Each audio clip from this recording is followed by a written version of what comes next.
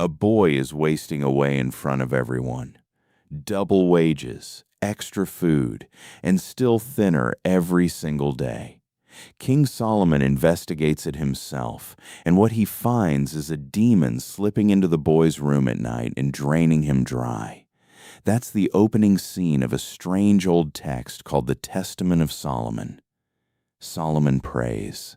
The Archangel Michael shows up and hands him a ring. And that ring, according to this story, gives him command over every demon in existence. He doesn't stop at defeating them. He questions them one by one. Then he puts them to work, building his temple stone by stone. So did Solomon actually do this? Or is this a legend written centuries later and dropped into the mouth of Israel's most famous king? Tonight, we're opening the Testament of Solomon. To make sense of this story, we need to start with the Solomon most people already know. In the Hebrew Scriptures, Solomon is David's son, the third king of Israel, known for a wisdom that came straight from God. He built the first temple in Jerusalem, the spiritual center of ancient Israel. He was rich, powerful, and sharp in a way few kings ever are, the kind of ruler whose name still carries weight 3,000 years on. The Solomon in the Testament of Solomon is a different figure entirely. The biblical Solomon is wise and just. This one rules over more than people. He commands spirits. He doesn't raise a temple with human hands alone. He raises it with demons doing forced labor. That's not the Solomon from the Book of Kings. Not even close. So where did this version come from? And why did anyone bother inventing him? The Testament of Solomon claims to be Solomon's own final words. Scholars classify it as pseudepigraphical, meaning it was written under a name that wasn't the author's own. It survives only in later Greek copies. No original manuscript has ever turned up, and it's a real mashup. Christian theology, Jewish tradition, Greek mythology, and astrology, all tangled together in one text. Most scholars think an anonymous Christian wrote it, likely with a genuine interest in protective magic, and reached for Israel's greatest king to tell a story about power, authority, and the supernatural. Because it only exists in copies, each one slightly different from the last, this is clearly a folk text that got retold and edited across generations rather than written once and left alone. Most of it is a catalog, demon after demon, each one caught and enslaved by Solomon during the temple's construction, questioned about its name, its habits, and the one thing capable of stopping it. And here's the important part. Jews and Christians never accepted this as scripture. It's apocryphal. It's a great read if you want to understand how people in late antiquity actually thought about demons, but it's not a historical record, and it's nowhere close to what's in the Bible. Now to the heart of it. While the temple was under construction, Solomon noticed something off. One of his workers, a boy he was especially fond of, was getting double wages and extra food, yet he kept getting thinner by the day, wasting away in front of everyone. Solomon looked into it himself. What he found was strange. At night, a demon named Ornias had been visiting the boy, sucking his thumb and draining away his strength. That's why he was wasting away, and no amount of food could fix it. Solomon went into the temple and prayed. The Archangel Michael showed up and brought him a ring, its stone carved with a pentagram. Inscribed with the divine name, the ring gave Solomon authority over every demon. He gave the boy instructions. The boy walked up to an unsuspecting Ornias, pressed the ring to his chest, and said, "Avant! It is Solomon who summons you." The demon had no choice. He was bound. The boy dragged Orneas before Solomon's throne, where the king interrogated him, then ordered him to bring the ruler of all demons before him.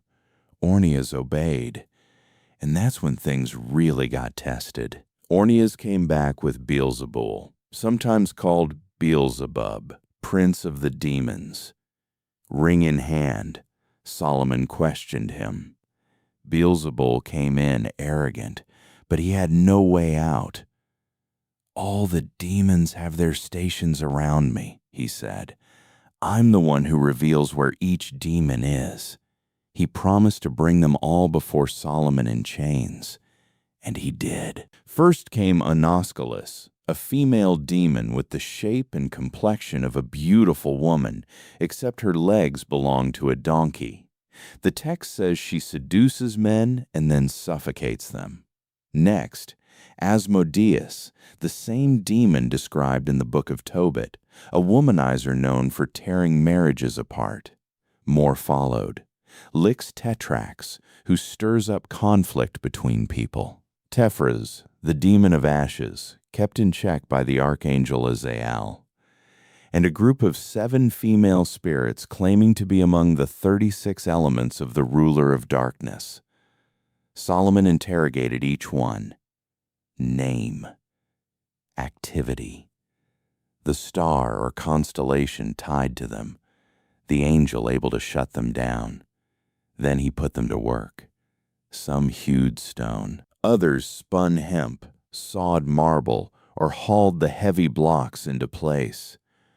The demons were forced into labor. Picture the temple going up stone by stone, except in this version, the crew building it isn't human at all. The Jerusalem temple was one of the great structures of the ancient world. The Bible's version has thousands of human workers, cedar shipped in from Lebanon, gold covering nearly every surface, and Solomon's own wisdom directing it all. No demons, no ring. Just an extraordinary human effort. So why would a later writer bolt a supernatural workforce onto a story that already worked fine without one? Part of it is scale. A structure that Gran needed to feel like it was built by more than ordinary hands, and turning Solomon's legendary wisdom into literal command over spirits made the achievement feel almost inevitable, like, of course, the wisest king who ever lived could pull something like that off.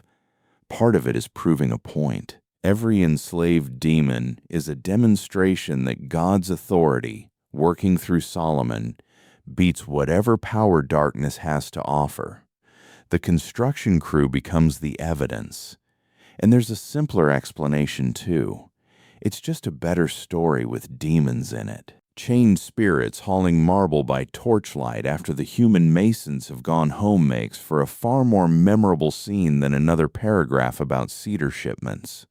Here's where we need to separate the Bible from the legend. The Bible tells us Solomon was wise. It tells us he built the temple. It never once mentions a magic ring or an army of bound demons. The Testament of Solomon comes from somewhere else entirely. It's a pseudepigraphical text written in Solomon's name centuries after he actually lived. Scholars treat the surviving version as a later religious composition, not anything Solomon himself could have written, and the proposed dates span an enormous range, from the end of the 1st century CE all the way to the High Middle Ages. That range alone tells you something. This wasn't written down once and left alone. It was reworked, copied, and added to over centuries, likely by more than one hand. Mid-20th century scholarship argued that pieces of it preserved genuine 1st century Jewish material buried under later layers of editing. But the text we actually have today is clearly the product of centuries of accumulation, not a single author's testimony. The Testament of Solomon opens a real window onto ancient beliefs about demons, magic, and the unseen world. Read it, and you're reading how people 2,000 years ago actually explained away disease, bad luck, and things going wrong in the night. It just isn't history. It's legend. So why Solomon specifically? Why did whoever wrote this pick Israel's wisest king to headline a demon-binding story? The answer is in how Solomon's reputation grew over time. The Bible already says his wisdom surpassed everyone in the East, that kings traveled from distant lands just to test him with riddles. Over the centuries, that wisdom stopped being purely intellectual in people's imagination. It became something closer to hidden knowledge, insight into the workings of the universe, spirits and demons included. Attach a magic ring to a name like that, and you're tapping into centuries of accumulated reverence for Israel's most exalted king. Nobody questions a demon-binding ring belonging to some minor figure. But Solomon already had the reputation to carry it. Later magical texts ran with it hard. The Key of Solomon, the Lesser Key, the Ars Goetia, all of them borrowed his name and his supposed authority, written hundreds or even 1,000 years after he supposedly lived. But the Testament of Solomon isn't one of those grimoires. It's not a how-to manual for summoning spirits. It's a story using Solomon to work through questions about power, authority, and where the line sits between the divine and the demonic. Solomon was simply the obvious choice. Wisdom, the temple, the supernatural, he was already tied to all three. So why tell a story where the wisest king on earth commands demons? A few readings are worth considering. The simplest one is that this is a story about divine authority, not human power. Solomon's control doesn't come from himself. It comes from a ring God sent through an archangel. He's not a magician here. He's a tool in someone else's hand, and the story keeps reminding you of that every time a new demon gets bound. There's also a plainer, more practical reading. The ancient world was crowded with demons and unseen forces that people genuinely believed caused disease, bad luck, and misfortune, and this text works almost like a catalog, naming each threat and showing exactly how it gets controlled or driven off. Then there's a more speculative angle. A handful of researchers have wondered whether the text carries some kind of jab at religious authorities of its own era. It's not a reading you'll find spelled out plainly in the text itself, and it's far from a settled point among scholars, so take it as one possible thread rather than a confirmed fact. And maybe none of that is even necessary. A king, a magic ring, an archangel, an army of demons. That's a good story on its own terms, no deeper agenda required. These readings don't cancel each other out. The Testament of Solomon is a layered text, shaped by centuries of retelling, and it probably did more than one job for the people who first read it. So, did King Solomon really control demons? History can't prove it. The Bible never mentions a ring, never mentions an army of bound spirits. But an old text tells a very different story. A king. A mysterious ring. An archangel. Demons forced to raise a temple stone by stone. Maybe the real question isn't whether Solomon actually controlled demons.